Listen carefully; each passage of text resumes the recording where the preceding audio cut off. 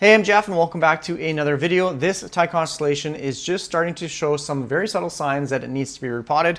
Plus I know it's been in this smaller pot for quite some time, so I'm fairly confident with that assessment. Plus I'm going to share 3 things to look out for in helping you determine whether your monstera needs to be repotted or not. So let's check it out. So the first thing I noticed is that I'm having to water this plant a little bit more frequently than I normally would.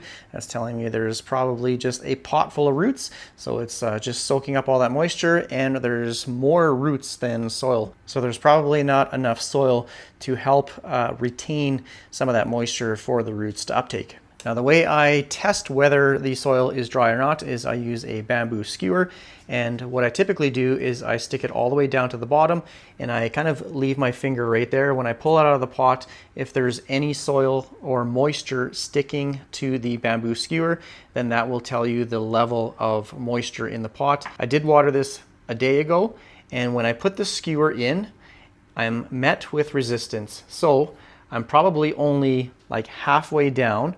You can see there is some soil on the stick here, which I did water this. The reason why I can't put this all the way down is it's probably packed full of roots.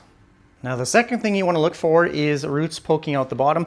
Now this is not an entirely reliable method, just because the occasional root might be able to find its way out the bottom of the drain hole doesn't necessarily mean it's root bound. But if you're starting to see many roots poking out the bottom like this here, it's probably a good indication that your plant is root bound and it needs to be repotted. This is just another beautiful Thai constellation. Now the third thing is when you start to see roots poking out the top of the soil.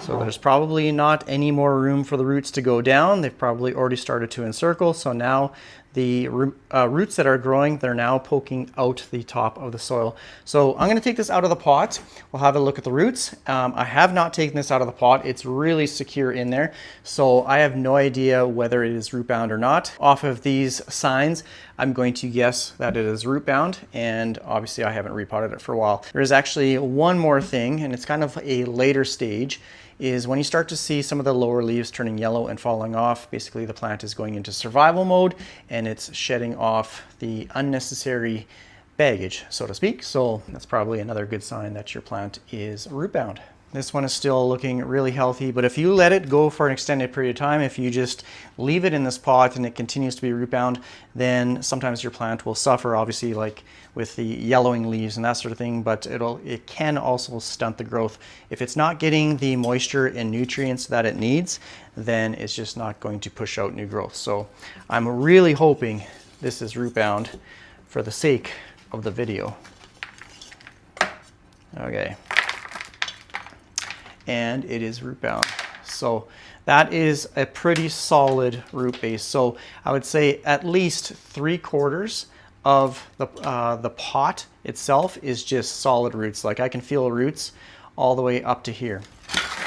So this is definitely root bound. I'm just going to shake off some of that soil so you can see a little bit more of the root system. So it is definitely ready to be repotted in something a little bit larger. I feel like I got this at just the right time because the plant's not showing any signs of stress. The leaves are all still looking really healthy.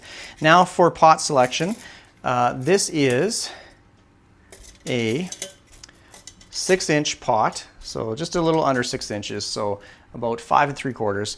Now the next pot size is actually an 8-inch pot. So that's what this is. So there's an 8-inch pot. Typically I like to use terracotta. I don't have a terracotta pot right now, but I'm okay with using this plastic nursery pot. So you can see there is lots of room in there for new growth and new roots. So I'm gonna put a little bit of soil in the bottom, and then I'm simply just going to backfill around the sides. Before I do that, I just wanna show my plank design. So I just have it on just a cheap like pine plank, and it is in the soil. Can't see the bottom of it. I'm just going to show if it's rotting or not. This is probably the worst wood that you can use, and I really haven't had any issues over the last number of years. I like to repurpose wood, so this is simply like wood planks from the slats of an old bunk bed, which I've just repurposed as a plank. The thing I want to show about this plank in particular are these little wood dowels here. So as you can see, there's one on this side and one on this side. Over the last few years with growing plants on planks, specifically pothos plants, they tend to grow up the middle of the plank for a little bit or for a little while, and then they start to veer off one side or the other. And then it's really tough to get them back kind of midline and back in the middle of the plank. I started using little pins and stuff like that, and it just wasn't strong enough. So I actually bought these little wood dowels. You can get a pack from Home Depot, and I believe this is a 5/16 size. And I just got the same corresponding drill bit. I drilled a couple holes, and now it's been really good at keeping the plant, whether it's a monstera or pothos, philodendron, it keeps them in the middle of the plank. I did the same thing with my huge water-grown monstera. I used much larger wood dowels, but it's doing the same thing. You see there's one over there, so this is one big chunky stem, and it's controlling this one, like it's growing right in the middle. So it's been perfect for these situations. The first thing I'm going to do is just add some soil just to the bottom of the pot. I'm using an aeroid mix. It's just a nice chunky mixture like that. I'm just going to fill just a little bit on the bottom here. This is the VeryPlants aeroid mix. I pretty much use this for all of my houseplants. So I'm just going to pack that down a little bit. There was a crack in this little pot here, so I'm going to put that at the back. So I'm going to keep it kind of at the same height that it was, and then I'm simply going to backfill the soil into the pot. And like I've mentioned in other videos, as a plant gets larger, it grows up the plank, and it tends to get pretty top heavy, so it has a tendency to pull the plank forward. So I like to angle it backwards just slightly, just to compensate for that weight as the plant grows.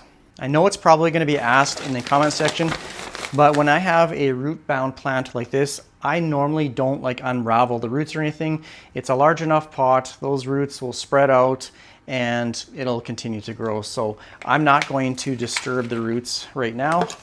And they weren't like super terrible, definitely root bound, but I've seen way worse. So now I'm simply just gonna add in the soil. I'm not gonna water it today just because I did give it water, like I said, a day ago. So I'll let this probably go for the rest of the week. Like today is Tuesday. So I'll probably check it again on the weekend with my little bamboo skewer and kind of see how we're doing. But that's all I'm going to do. Just use your pencil, poke down all the, this is the little stubby one. I can't find any other pencils around here tonight. So I'm just going to poke that down. You can use the skewer as well. Just filling all those air gaps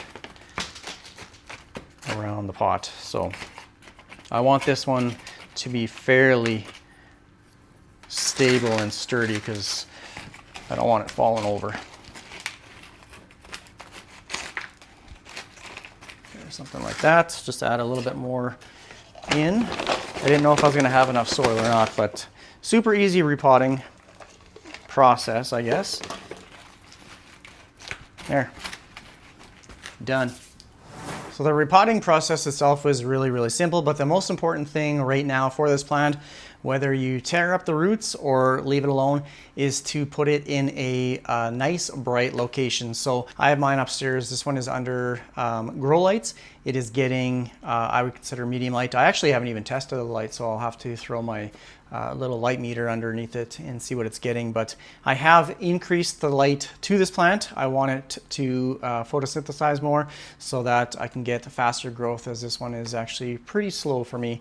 I did have it in my bedroom in kind of not the greatest lighting conditions, so I have positioned it in the living room under some grow lights, and it did put out this newest leaf not too long ago. So make sure your plant is getting good light. For these plants, especially variegated plants, they need more light than just a regular solid green leafed plant. I would consider these medium light plants, so anywhere between 250 foot candles to kind of that 500 or even 750 foot candles. I wouldn't be surprised if this one is closer to like 600 foot candles. So make sure they're getting good light, and they can even tolerate some direct sunlight in the morning. So if you have like an east facing window, it can tolerate some direct light for a few hours. Just make sure that you acclimate it to higher light, of course. But I'm just going to run upstairs and check out the light. But otherwise, I'm just going to kind of leave it be for a few days. I'll check the soil again, and then I will give it another watering when it's dry. So this is where the plant is. If I put my light meter there, it's getting way more light than I anticipated. So it's getting 1,200 foot candles. So that's getting really high light. Well, okay, no wonder this plant likes that spot, and it pushed out a leaf fairly quickly after placing it in that new spot beside the piano, but it was actually a little bit surprising. I didn't think it would be that high. I thought maybe it would be, you know, around 800, maybe 900, but I didn't realize it was over 1,000 foot candles. Clearly it likes the spot. So just goes to show you, maybe check out your light situation before you place plants. But this one, it's tolerating it well. The other monstera in that picture, I don't know if you noticed or not, but one of the lower leaves was a little bit yellow. Looks a little bit faded. It's probably getting bleached out from too much light. I thought it was just maybe losing a leaf, because that one needs to be repotted as well. There's lots of roots popping out the bottom. So I might have to redirect one of those lights away from just the regular green one. But I think that's going to be pretty much it for this video. If you have any comments or questions, please leave it down below in the comment section. Thanks for watching my videos. Take care, everyone. Bye.